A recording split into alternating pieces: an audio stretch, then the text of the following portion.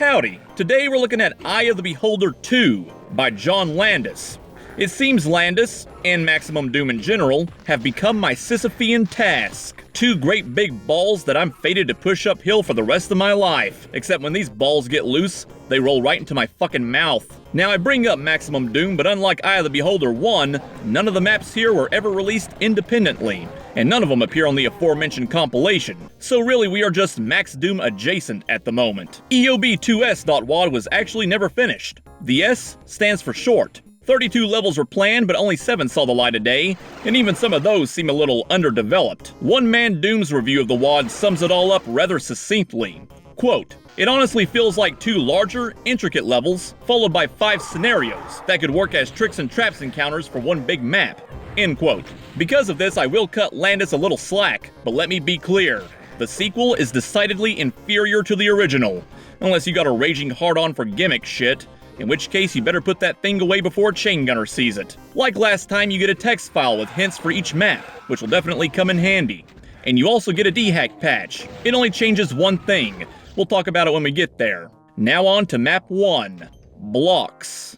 The map names continue to devolve. There are blocks, but that'd be like my parents naming me Penis. Yeah, it's there, but it doesn't really serve much purpose. Now, a more apt name would be Shitty Secret.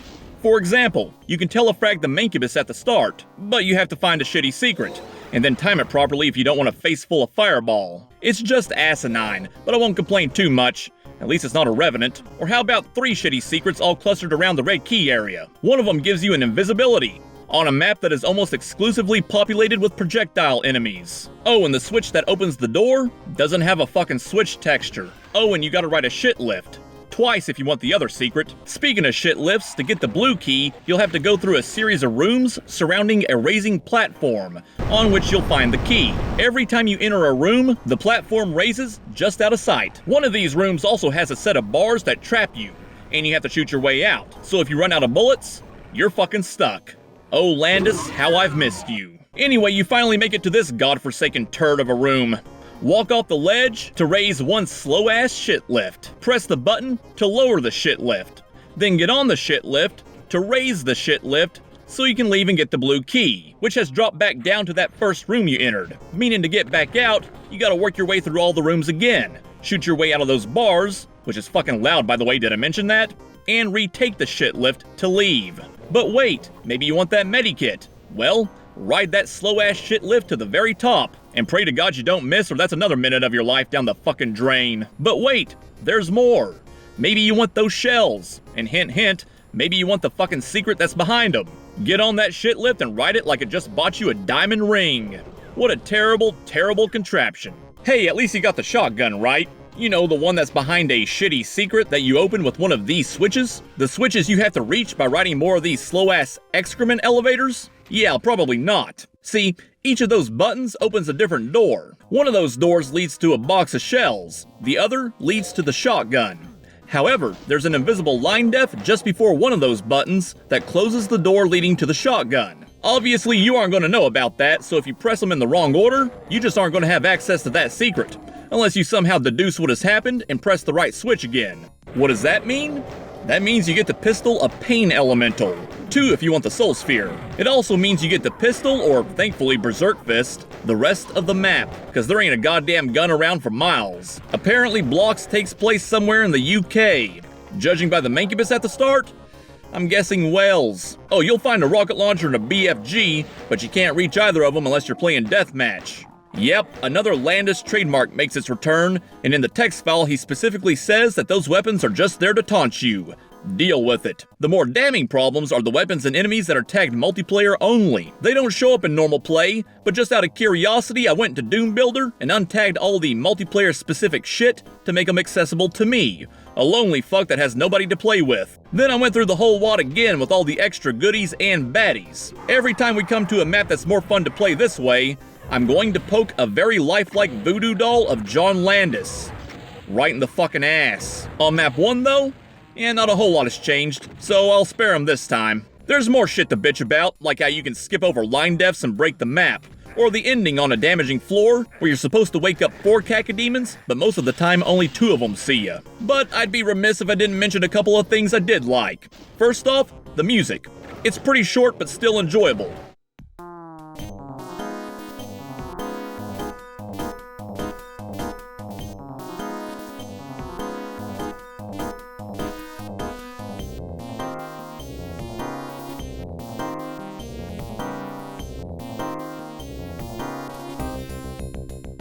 Second thing, this room. You come in here and grab the armor, only to get pelted from all sides by surprise imps. If you're astute, you'll find a secret that lets you get the drop on them. That's neat. Okay, so maybe it's not that great, but in a map as boring as this one, I'll take any scraps I can get my hands on. Next.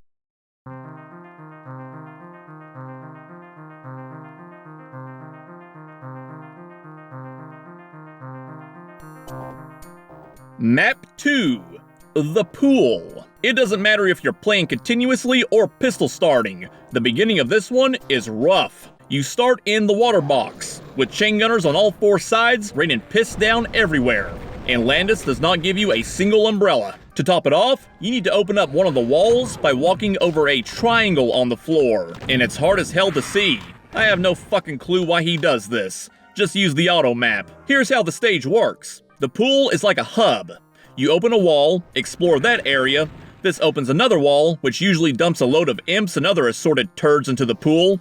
Then you rinse and repeat. I'm not sure if the chain gunners are just there to fuck with you, or if you're expected to use them against the enemies that come out. If it's the former, resounding success. If it's the latter, complete failure. Yeah, you can get some infighting going, but you'll lose most of your health in the process. I fucking hate it. Luckily, you do get a shotgun early on, and you get a super shotty even before that if you find the secret. It's a little hard to sniff out, but nothing too heinous. Just refer to the text file if you need a hint. I like the secrets better overall, but they're nothing to write home about. The worst is the one where you teleport in and have to immediately strafe run to reach a soul sphere. There is no fucking way you'll get this on your first time through, unless you already know about it. And since I just spoiled it, you're welcome. There's another one that gives you a chainsaw after you've already nabbed a berserk pack, and the last one gives you a rocket launcher, which is nice.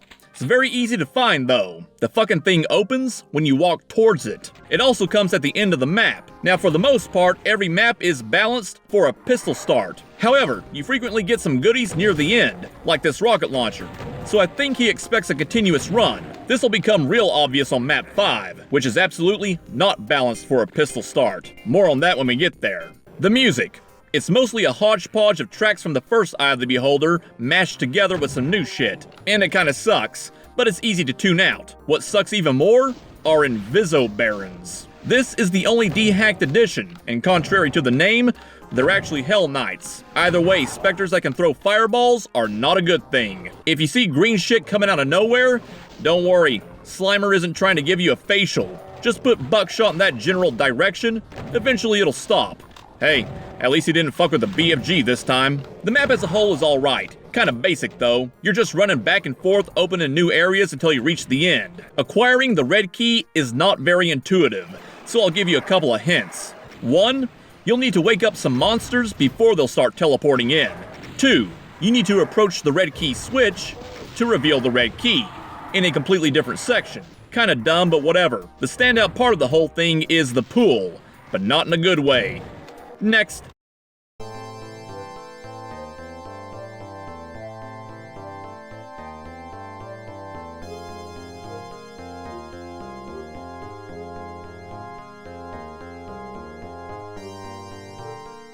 Map 3, Radiation. Don't get your hopes up for Chernobyl or Nagasaki. Hell, this ain't even 3 Mile Island. More like Granny fell over and has to get an x-ray. The whole thing is a navigation puzzle, and you got one enemy, a Revenant, at the very end. Remind you of something? If you played Eye of the Beholder 1, then you may remember the secret map, E2M9, Circle Jerk. And if you watched my review of it, you may also remember that I was about as fond of that turd as I am of actual turds. Well, the rest of the WAD seems to be cribbing from that more than anything else, which might explain my general lack of enthusiasm for this bullshit. That being said, I do enjoy this one more. Certainly has more potential. The gimmick is light. If you step in the light, you either get hurt or get fucked. This is demonstrated pretty well right at the beginning. There's a dead body in the bright area. Step inside to join him. There are also these squares of light. all but one of them kill you dead. And because the map author loves to mess with you, you'll be forced to stare at a juicy megasphere as you wonder what the hell you're doing with your life. I think I'm becoming desensitized to the many middle fingers of John Landis. You can only get fucked in the ass so many times before it's like hurling a cocktail wiener down a wind tunnel. So you got 3 rooms, some moving platforms, some switches, and some pools of light. These are 20% damaging floors, so you won't go full Dracula if you step in one of them, but you still ain't gonna sparkle. I'll be honest, calling this a puzzle is really pushing it. You just go into one room, hit all the switches you can, go to another room, hit all the switches you can, go back and grab 2 incredibly obvious secrets, then head into the final room. Here you'll find a switch surrounded by 6 candles. No, you haven't stumbled into a Bath & Body Works, you've stumbled into another stupid-ass Landis gimmick. Hit the switch 6 times to raise a lift on the other side. Hit another switch, tag the mandatory secret, then leave. Look it, the ideas are kinda neat, although he really needs to let go of the pressing a switch multiple times shtick. Still, avoiding the light as much as possible, moving platforms that reveal hidden areas. Hell, he even throws a light amp visor in there. And if you want one of the secrets, you'll be forced to pick it up, which in turn makes it so you can't see the pools of light, because everything's got the same brightness. This would be pretty fucking clever, except even with the visor, you already know where all the lights are at, and by the time you grab it, you won't have to interact with those same bits of illumination anymore. It's like a 12-inch cock that can't get hard. You can see what might have been, but who gives a shit? And you know what the real kicker is? The multiplayer only stuff. Yep, it's time to break out that Landis voodoo doll and give it a nice big poke. Bringing all that crap into single player gives you a bunch of imps, some specters, an archvile, and a plasma rifle to mow them down with. It's not difficult in the slightest, unless Archie catches you off guard, but it's something. Once again, you can see what may have been. Perhaps Archvile's let loose by moving platforms, or a cyber demon in that room with the switch lift. But no, it's basic bitch material, and even that's only there because I fiddle with it in Doom Builder. I will say I like the music. I think I have a soft spot for these moody, low-key tracks. And like I said, the ideas are fun, but they got no bite. It's just an unfinished WAD with unfinished maps. Next.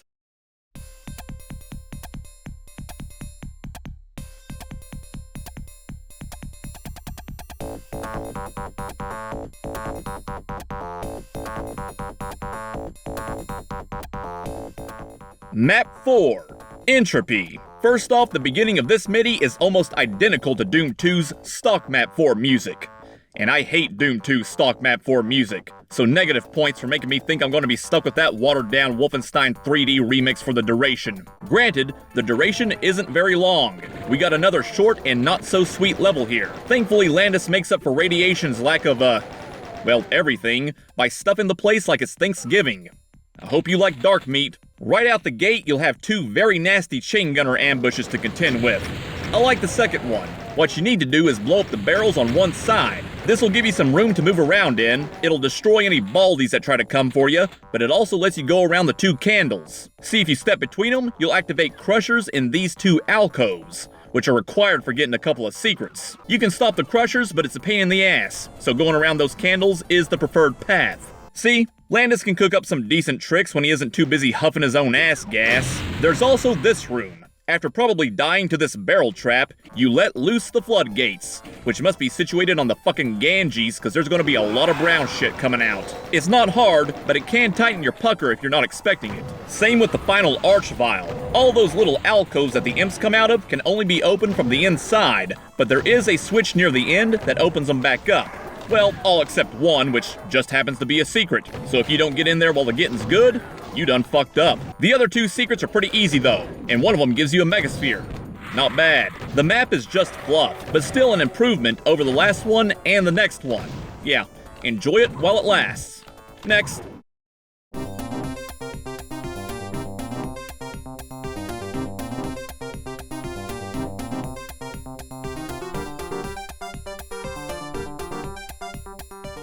Map 5, Ring of Fury. This is about as close as you're going to get to a fully fleshed out level for the rest of the WAD, and if you're playing continuously, it's kind of fun. It's more of a combat puzzle with some navigational hazards. The beginning puts you right in the middle of 4 chain gunners and some imps. Not as bad as Map 2 though. Work your way around the ring, trip these barons, grab the red key, and then you can open up the outer walls. This is where it can get tricky if you don't know what you're doing. That's a damaging floor down there, and you only got 2 rad suits to work with. You also have a swarm of cacos and a pain elemental to put down. Landis is kind enough to give you a rather obvious computer area map, and it's good for sniffing out the nooks and crannies, specifically the exit, which is hidden behind a completely unmarked wall. Not sure how I feel about that, but hey, you do have the map. So one of those rad suits is tucked in an alcove, the other is revealed by a switch, which is behind an army of Mancubi and a few revenants. Oh, and there's an archvile back there too. Those Mancubi in particular are fucking annoying, like a fatty on a Walmart scooter, just there to get in your way and waste your fucking time. Unfortunately, the archvile isn't much better. See, there are 2 secrets back there, and guess what? You got a archvile jump to both of them. One has a megasphere, the other a BFG. So you might want to do it in that order if you're hurting for health. You do get a soul sphere out in the open, but still, not a fan of this shit at all. However, all things being said, if you got enough ammo, you shouldn't have that hard of a time. And it's a step up in the combat department that's sorely needed after the last couple of maps. Now comes the bad news. If you're pistol starting, the Ring of Fury is your butthole. You will bleed. Every single annoyance, irritant, and obstacle becomes exacerbated tenfold, because you don't have a lot of ammo, which means you'll have to leave enemies roaming around the ring and the outer portion. Both of these paths are pretty fucking narrow. The Barons will be a constant nuisance, the Cacos don't infight very well with anything else, and the Mancubi. Oh, the Mancubi. These fat fucks will chew through what little ammo you do have. There's just no way around it. You can't stay on the damaging floor forever, they take up too much space, and if you leave them around the archvile, they will fucking kill it, which means no megasphere and no BFG for you. It also means dancing around fireballs on a damaging floor while you're trying to archvile jump. I feel like a rotisserie chicken over here. It's a mess. Every shot you miss will come back to bite you in the ass. Every point of health you lose will come back to fuck you in the ass. It's a truly miserable experience, and I don't recommend pistol starting because of it. Also, it wouldn't be Landis if there weren't other minor annoyances, like the entrances to these 2 imp rooms being a double door setup. If you get caught between the doors, you're stuck on a damaging floor with no way out. Or the fact that the only box of shells is behind the red key, which means you'll be forced to kite Barons around long enough to get in there. Or the complete absence of any armor on the map. Or the multiplayer only shit, which gives you a super shotty right at the start. Normally, you don't get one at all, so that by itself gets the man a righteous poking. On the other hand, even the double barrel doesn't make it much easier. Long story short, play it continuously, unless you're a glutton for punishment. Next.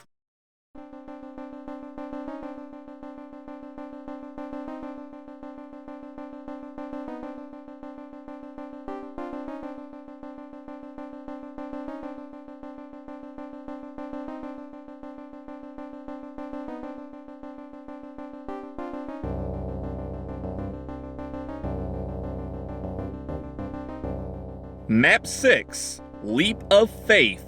If the rest of the unfinished WAD is like a preemie baby, then these last couple of maps are pushing zygote status. They're short as hell, and while they do toy with some interesting concepts, it's more akin to a mapper experimenting than it is a fully fleshed out experience. Case in point, the beginning. Now the MIDI, the skybox, and the bridge over lava really sets a cool mood, I'll give him that. But the gimmick here is that the bridge collapses under you, a la E3M1. There's an arrow on the opposite platform that redirects you to another bridge that rises under you as you walk over it. There's also a super shotty just to make it real obvious. Pretty basic shit. I guess that's the leap of faith? Or maybe it's this vertical pseudo-maze thing that you have to trawl through. It's filled with death enemies and consists of 3 levels and a few teleporters. Just use the map and you'll be fine. This is one concept I'm glad didn't get fleshed out any further. Descent was confusing enough, but a descent level where you can't even fucking fly? Yeah, no thanks. After that, you're at the end. Just gotta figure out the yellow key. It's pretty simple, but Landis does try, feebly, to piss you off. You're almost guaranteed to miss out on the secret berserk pack your first time through. Squeezing in here before the lift comes back up is annoying, and there's a switch whose sole purpose is to kill you. It's just lazy. Feels like a placeholder cock in the ass. And just so you don't get too comfortable while Landis works on something even bigger. Except that never happened. Next.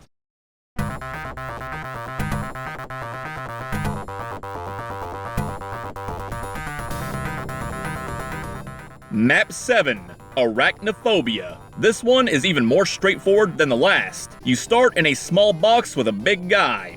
Probably the fourth hardest thing you'll have to deal with. You got 4 rooms and 3 keys. Each room has a number of arachnotrons that you must dispose of to reach the exit. This is map 7 after all. There's also a few Inviso Barons. You saw one on the last map, or, well, you saw its big green fireballs, but aside from that, these guys have been absent for most of the WAD. I can't complain, they're fucking annoying. I much preferred speedy green imps to these walking fuzzballs. So you gotta deal with a mastermind, and if you're pistol starting, this is the 3rd hardest thing in the level. You will need that secret plasma rifle, so turn the MIDI down and keep an ear out. Yeah, being forced to listen to the obnoxious intermission track is the 2nd hardest thing. It's amazing how often people will take some otherwise decent intermission music and absolutely ruin it by sticking it in a full map. Anyway, one of those rooms has a large damaging pool of light, but you get 2 berserk packs. Just don't dawdle. Then you have to figure out how to reach the exit, which is the hardest part of the whole ordeal. We've just gone through a rather pathetic turd of a WAD, and the dingleberry at the end is so weak that its biggest challenge is finding a wall you can open. Obviously unfinished. That's it for Eye of the Beholder 2. Like I said, it's not complete, so I'd kind of feel bad if I went too hard on it. It's like beating a mentally handicapped child. You want to, but the motherfucker can't help it, so you just throw some Legos on the floor and hope he tries to eat one. Least favorite map is 5, Ring of Fury, at least from a pistol start. It just cracks my balls like a couple of hard-boiled eggs. If we're playing continuously, map 3. It's fucking boring. Favorite map? Might as well ask me which ball of pocket lint I like the most. Maps 1, 6, and 7 are almost as boring as 3. 4 is a little better, but not by much. If we're pistol starting, I guess map 2 wins by default, though I'm not in any hurry to replay it. Funnily enough, if we're doing a continuous run, map 5. When you've got more than a stick and a couple of rocks to fight with, it's not bad. You know, Landis had a lot of interesting ideas last time, but this feels like one of those shitty sequels to a classic movie.